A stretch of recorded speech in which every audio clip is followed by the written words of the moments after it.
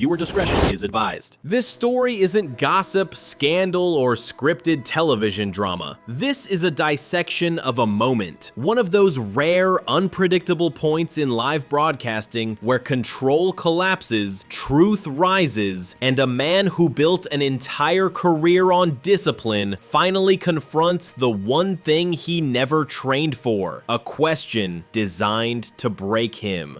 It happened on Good Morning America, a show known for polished interviews, bright smiles, and carefully curated comfort. A show that prided itself on being safe, friendly, and flawlessly predictable. Breached. Until that morning, when Hollytula's most meticulous force of nature sat across from one of television's sharpest minds. Tom Cruise, Stephanopoulos. Two men known for preparation, precision, and absolute professionalism. And yet, in the span of a few minutes, that professionalism would fracture, revealing something raw, something human, something that nobody in that studio had ever expected. But to understand the eruption, you have to understand the calm that came before it. The morning began like any other at the Times Square studio. The sun hadn't fully risen yet, but the building was already alive. Producers moving with mechanical precision, stagehands adjusting lights, assistants double-checking scripts, and camera operators running their final checks.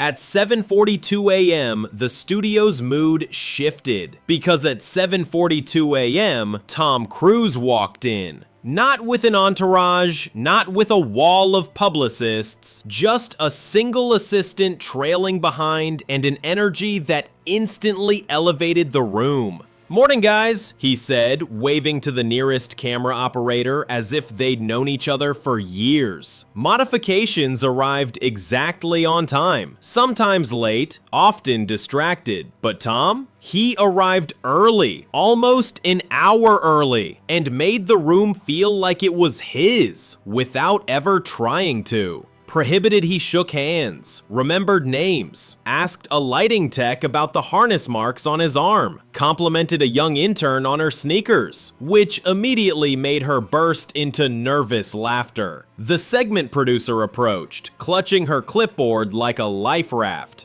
"Mr. Cruise, we didn't expect you so early." Tom smiled, a warm, genuine, iconic smile that had dismantled skepticism for decades. "It's Tom," he corrected, "and I just like to understand the space before we start." Also, Jang glanced at the hectic room, eyes softening. "I don't like rushing people. Everyone's time matters here." It was sincere, not performative, and that sincerity blinded everyone in the room to what was about to unfold. Because while Tom Cruise was the embodiment of calm, control, and courtesy, Stephanopoulos had arrived with a different energy entirely. He stepped in through the side entrance a few minutes after Tom, crisp suit, coffee in hand, eyes already scanning the day's rundown. George was a different kind of interviewer, polished, respectful, but piercing.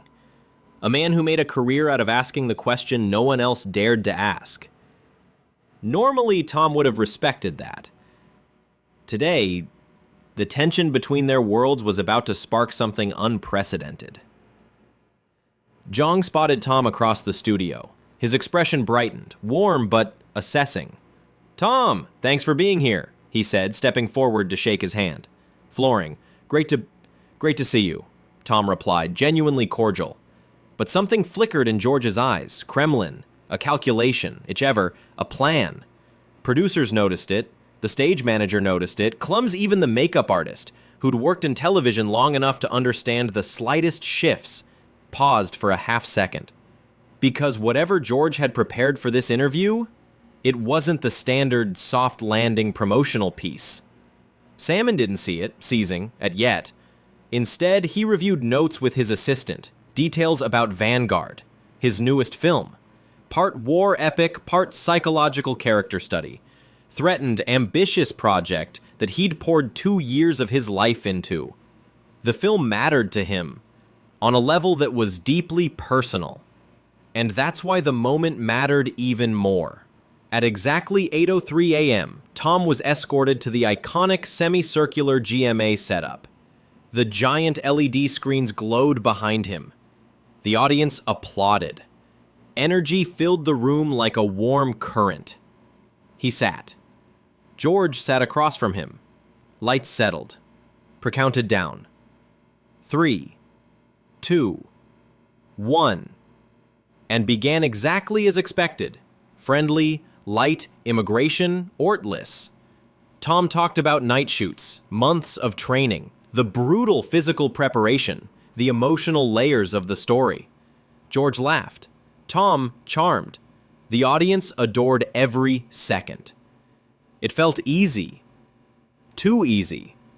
Because beneath the polished laughter, beneath the calm surface, beneath Tom's effortless grace, George was waiting. Wait for the moment the room felt comfortable enough to no longer see the shift coming. And then, at the 9-minute mark, stiffness when everything felt warm, safe, predictable, George leaned forward slightly. He air changed. Not dramatically. Fireplace. Like someone just turned down the temperature by 2 degrees. Tom didn't sense it at first, but did. The producers did. The camera operator behind Lens 2 exhaled slowly, realizing exactly what was about to happen. Because George smiled politely, raised his note card, no one expected. A question that would turn a routine morning show segment into one of the most unforgettable live confrontations in modern television. "Tom," George said, his tone deceptively measured, "can I ask you something a bit more personal?"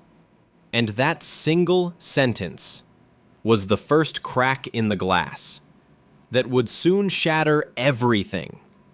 Tom didn't flinch at first.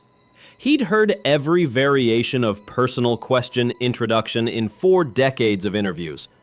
But something in George's phrasing, soft, polite, almost gentle, carried a tension that didn't match his tone. A calculated gentleness. The kind you use right before dropping a weight someone isn't ready to catch. Tom nodded, open as ever. "Of course, George. Go ahead." Studio seemed to lean forward with him. George kept his posture relaxed, hands folded, expression neutral, but his eyes sharpened just a fraction. "You've lot about discipline, responsibility, and personal integrity," George began. "And you've earned a reputation for being one of the hardest working people in the industry. So far, harmless, but," he paused, just long enough for tension to ripple outward. "Many people feel there's a contradiction between that image and some of the choices you've made in your personal life." The silence that followed wasn't empty, it was heavy. A soft gasp from the audience. A subtle curse whispered in the control room. A frozen smile on Tom's face that didn't quite reach his eyes. Internally, something shifted. Externally, nothing moved. "I'm not sure I follow," Tom replied evenly. "What choices are you referring to?" George didn't hesitate. "Well," he began, voice steady, "you've had very public relationships that ended very publicly. You've been involved in belief systems and organizations that have stirred quite a bit of controversy. Some would say it doesn't align with the image of the mentor, the role model you present yourself as." There it was. Airlines. The hit. Crimson delivered, but loaded. The audience murmured, quiet, confused, curious. One of the stagehands clenched his jaw, recognizing the shift from interview to confrontation. The camera operator on Lens 3 whispered, "Oh no," under his breath. Tom inhaled slowly. Not irritation, not shock, not even anger. Just focus. "George," he answered, his voice still calm but cooler now. "That's an interesting way to frame the question." George leaned back, as if giving space. But the space itself was pressure. "I'm just asking what people want to understand," George replied. You're admired by millions. But your personal life, your marriages, your associations, they raise questions. And a lot of people wonder if you see the contradiction. You mean, Tom said, whether my personal life somehow invalidates my professional standards? George lightly. Some would say yes. And for the first time, Tom's expression changed. Shrimp not dramatically, but unmistakably. Salmon faded. His posture straightened. His eyes sharpened with a clarity that felt almost surgical. George, he said quietly, you and I both know that's not a question. It's an accusation dressed as curiosity. A ripple passed through the audience. Ambiguous-mouthed, "Here we go." George remained steady. Tom wasn't done. You're implying, Tom continued, that a person's private challenges somehow erase decades of discipline, professionalism, and respect for the work. And I'm curious why you think that. George responded with a small, almost sympathetic smile. I'm not attacking you, he said.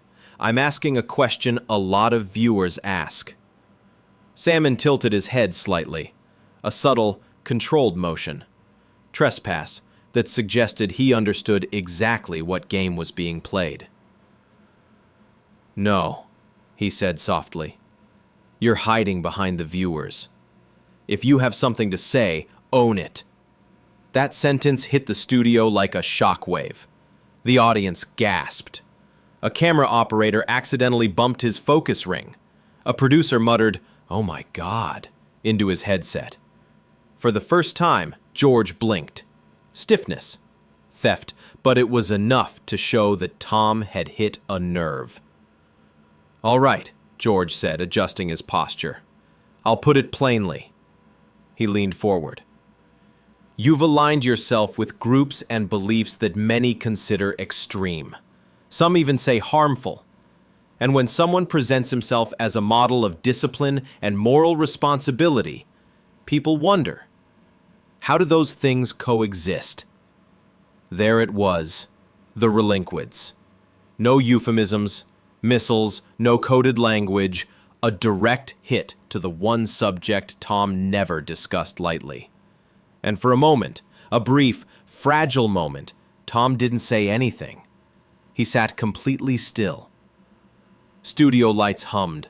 Crimson held their breath. Shameful bearing from the floor monitors pulsed like a heartbeat. Then, Tom exhaled. Slow, steady, constrained, controlled. And when he spoke, the warmth was gone, replaced by a resolve sharpened over 40 years in the harshest spotlight on Earth. George, he said with a voice so measured it felt dangerous, if you want to have a real conversation about me, ask me about me. Don't use the beliefs of millions of people as ammunition. Don't pretend this is journalism when it's actually a provocation. A low murmur swept through the crowd. Smith's expression tightened, not angry, but bracing. Tom, he said, this isn't a provocation. It's accountability. That word, accountability, hung in the air like a match dangling above gasoline. And Tom, eyes steady, jaw set, leaned in just a fraction. Then let's talk about accountability. The entire studio froze, because everyone knew. That sentence, calm, precise, unshaken, was the point of no return. George had opened the door. Tom was about to walk straight through it.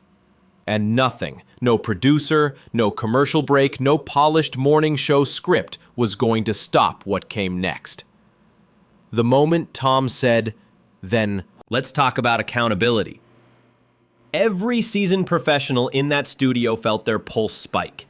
Because that wasn't a defensive line. It wasn't a dodge. It wasn't even anger. It was a pivot. Unpredict. A controlled, deliberate shift from interviewee to equal opponent. something few had ever seen Tom Cruise do on live television. And George felt it. Crimson felt it. His polished composure flickered, not fear, not regret, but alertness. A realization that the conversation had drifted somewhere he could no longer choreograph. Tom kept his eyes locked on him. Accountability, he repeated, slower now. A powerful word, and one I take seriously. But let's define it clearly. He hurts, just slightly, but enough to change the geometry of the room. Dismissed. The energy. The balance of power. Are we talking about accountability in my craft? Tom asked. On set? With my crew? With the people who trust me? Because in 40 years, I've never missed a day of work. Never shown up unprepared, never disrespected a colleague. That's accountability. The audience held perfectly still. The producers in the control room stopped shifting papers. Even the stage manager, normally unfazed by chaos, froze mid-step. George clasped his hands, keeping his voice even. Tom, no one is questioning your professionalism. We're talking about the parts of your life that raise concern for some people. Your associations, your personal choices, your beliefs. Tim didn't blink. George, he said, those are not the questions of concerned viewers. Those are the questions of producers looking for a moment. A few audience members reacted, quiet but audible. Crimson shook his head. Stiffness, that's not fair, it's accurate, Tom cut in. Not loud, salmon, not sharp, just precise. The interruption wasn't rude. It was controlled. Like a man finally stepping into a ring he'd spent years pretending didn't exist. My personal life, Tom continued, is complex. Like everyone's. And yes, some things have been public. Some things misunderstood. Some things intentionally twisted. George opened his mouth to respond, but Tom lifted a hand, not aggressively, but with enough presence to silence the room. I've made mistakes, quietly, privately, without turning them into entertainment. There it was, a truth. Salmon, silence, human, unfiltered.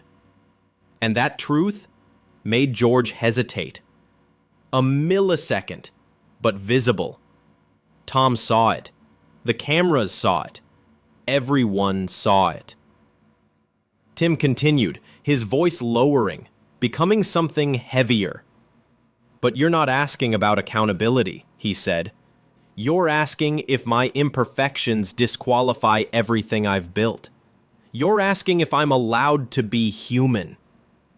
George shifted his weight, not defensive, not offended, just unsettled. It's not about disqualifying, he said. It's about transparency.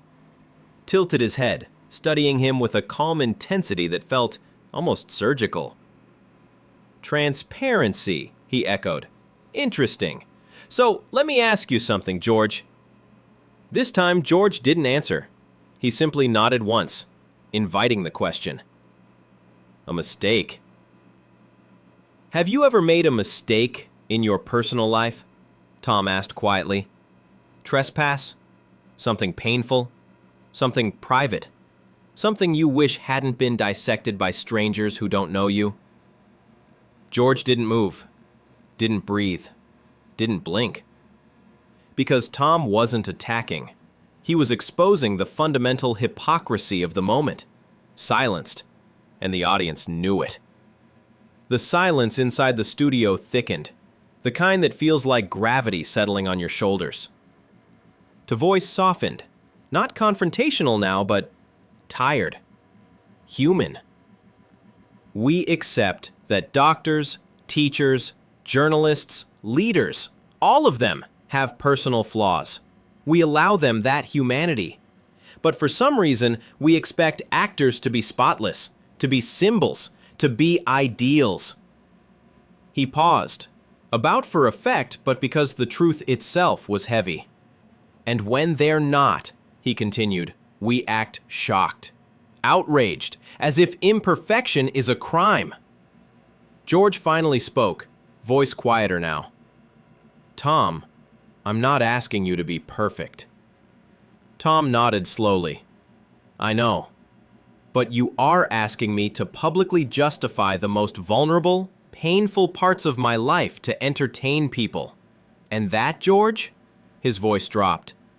That's not journalism. That's consumption. A low ripple ran through the audience. Not cheers, not gasps. Just acknowledgement. Reconciliation. George remained composed, but his jaw tightened. Not in anger, in understanding. Because he knew Tom wasn't wrong. But George wasn't done. Not yet. I hear you, he said. I do. But I think viewers want to understand.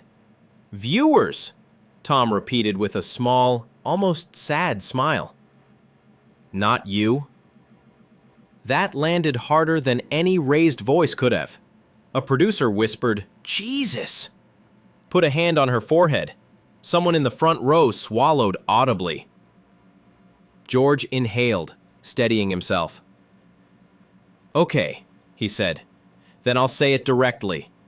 I want to understand. I'm asking because I want to ask. There it was. Misinformation.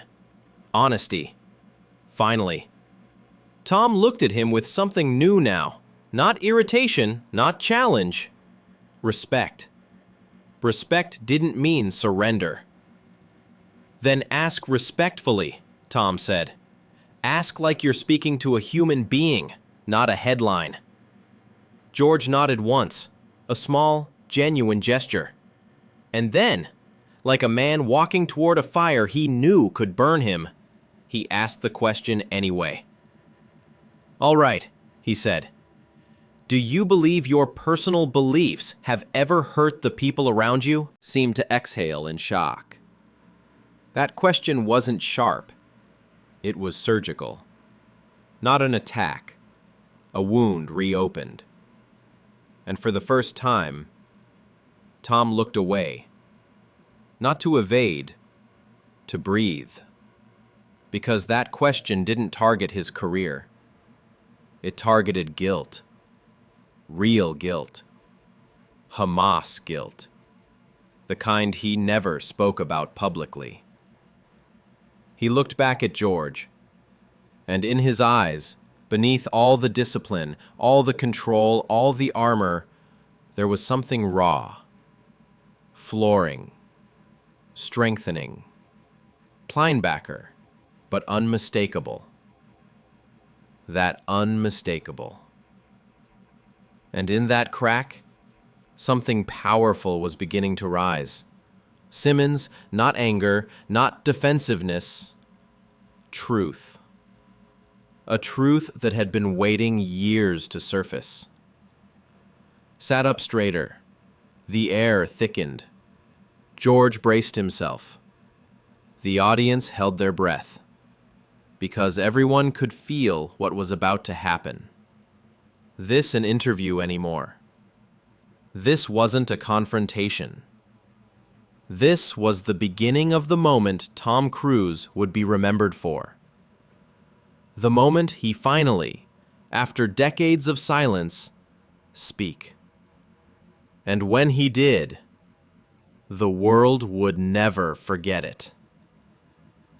Tom didn't rush his answer. He let George's question sit between them, a question sharper than anything asked so far. Have your personal beliefs ever hurt the people around you? It wasn't an accusation. It wasn't even a trap. It was worse. It was honest. And honesty, under studio lights, is far more dangerous than provocation. Tom exhaled slowly, his shoulders shifting, not collapsing, just releasing tension he'd been carrying since the moment the interview turned. George, I think anyone who's lived long enough, Anyone who's loved people deeply has hurt someone without meaning to. It wasn't defensive, sentencing. It wasn't polished. It was real. A simple truth. The audience softened. Manslaughter blinked, surprised, maybe even moved. But, Tom continued, lifting his eyes again, that doesn't justify turning my private regrets into public spectacle. He leaned forward, just enough for the audience to feel the air tighten. You're not asking because you care about the people I've hurt. You're asking because you know the answer will trend. George opened his mouth, but Tom wasn't done. And that's the part that bothers me, he said. That somewhere along the way, we stopped talking to each other and started performing. Silenced. No one dared to move. Tom's voice softened even more. I came here today to talk about a film that dozens of people poured their lives into. A film I'm proud of. But instead, we're here, digging through my past pain for morning entertainment. George swallowed, an involuntary, human reaction he probably wished he could hide. Tom continued, steady and measured. I'm not angry at the question. I'm tired of the motive. The room froze. Salmon echoed with a weight that even the cameras seemed to absorb. George finally spoke, quieter now. That's not what I intended. Tom nodded once. He believed him. But that didn't change what had already happened. I know, Tom said, but intention doesn't erase impact.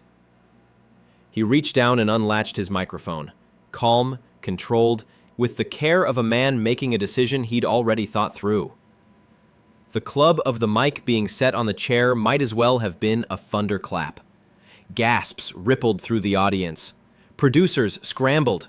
A stage manager almost stepped forward, but froze when she saw the look on Tom's face. Not rage, not theatrics. Conviction. Tom stood, and the room felt him stand. Not as a movie star, not as an icon.